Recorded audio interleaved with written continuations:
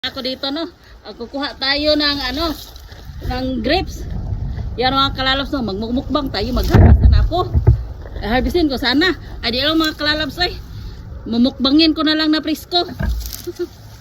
Ito siya mga kalalabs, no? Ganyanin lang siya mga kalalabs no. Ito rin nasa gitna yung, yan po ang kakainin mga kalalabs, kaya okay lang po siya na hindi hugasan kasi hindi naman kakainin yung balat, yung nasa naman yung nasa sulod ba.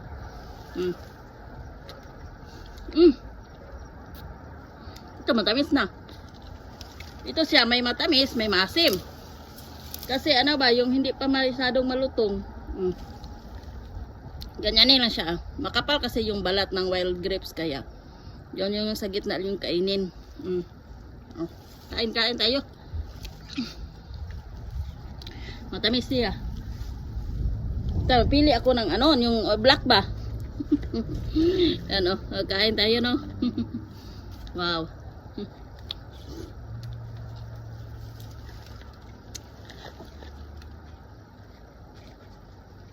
Saka dito mga kalalabs, hindi man malikabok dito. Baka maunahan tayo ng rabbit, baka mahilig din sa kuan yung rabbit kasi mahilig ang ibon sa mga prutas, baka yung rabbit no, baka mahilig din sa prutas ba, hindi ko alam. Ganyan lang Wow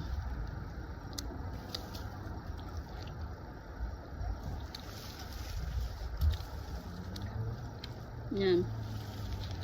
So, ito malalaki malaki. May malaki, may maliit. So, pinipili ko yung malaki, yung ganito. Yan.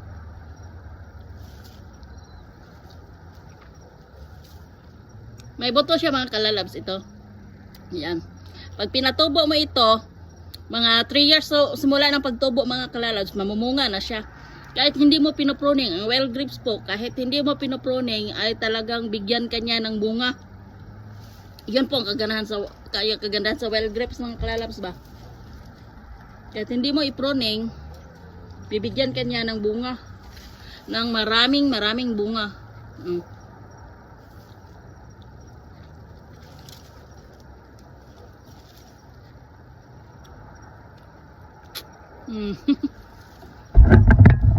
Ito mga kalalabs.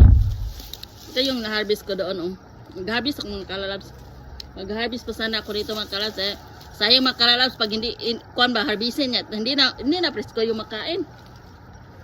Maganda yung ganito. Gagawin ko sana ito ng vinegar ba.